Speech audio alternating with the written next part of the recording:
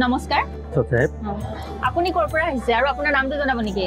মোৰ নাম সীমান্ত দাস মই মাজুলীৰ পৰা আহিছো। মাজুলীৰ পৰা আহিছে আপুনি সন্ত ৰামপাল মহাজনৰ দীক্ষা লৈ থৈছে নেকি? হয় মই 2024 চনৰ নৱেম্বৰ মাহৰ 3 তাৰিখে মই নাম দীক্ষা প্ৰাপ্ত কৰিছো তেখেতৰ আহি। আপুনি যেহেতু মাজুলীৰ হয় মাজুলী আমাৰ সত্ৰীয়া সংস্কৃতিৰ ভাণ্ডাৰ তাত আমাৰ মহাপুৰুষ দুজনৰ জ্ঞানহে চলি থাকে আপুনি তেনে ক্ষেত্ৰত হাৰিয়ানাৰ এজন গুৰু ধাৰণ কৰিলে এই কথাটো আমাক দৰ্শকসকলক অকণ বুজাই দিয়কচোন।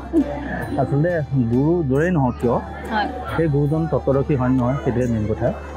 এতিয়া আমি মাজুলীত দেখিছোঁ প্ৰত্যেকখন গাঁৱতে ৩-৪টাকৈ খেল থাকে আৰু মাজুলী সত্ৰীয়া সংস্কৃতিৰ ঠাই হয়। মাজুলীত আমাৰ যিমান সকলো ভকত আছে সকলোৱে কেৱল শংকৰদেৱকে মানে গুৰু হিচাপে মানি আছে। এতিয়া শংকৰদেৱৰ গুৰু মানি পেলাই একতাৰ দোলেৰে কিয় বান্ধ খাই থাকিব পৰা নাই? মই আগৰ পৰা সেই কথাটোকে চিন্তা কৰি থাকোঁ যে একতাৰ দোলেৰে কিয় বান্ধ খাই থাকিব পৰা নাই। মইতো সন্ত গুৰুজনাৰ ওচৰত মই নাম দীক্ষা প্ৰাপ্ত কৰাৰ আগত মোৰ কোনো গুৰুৰ ওচৰত মই নাম দীক্ষা প্ৰাপ্ত মানে লোৱা নাছিলোঁ।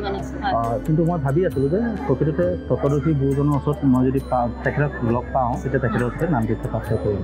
কিন্তু এতিয়া সন্ত ৰামপালদেৱকে মই সমস্ত শাস্ত্ৰৰ আধাৰত তেখেতে ভক্তিৰ কথা আমাক কৈছে, গতিকে তেখেতৰ ওচৰতে আমি নাম দীক্ষা ল'লে আমাৰ নিজকে আত্মকল্যাণ কৰিব পাৰিম বুলি মানে আত্মকল্যাণ কৰিব পাৰিম বুলি ভাবি পেলাই তেখেতৰ ওচৰত মই নাম দীক্ষা গ্ৰহণ কৰিছোঁ। অধিক তথ্যৰ বাবে ডাউনলোড কৰক সন্ত ৰামপালজী মহাৰাজ এপ আৰু ছাবস্ক্ৰাইব কৰক সন্ত ৰামপালজী আছামিজ সৎসংগ ইউটিউব চেনেল।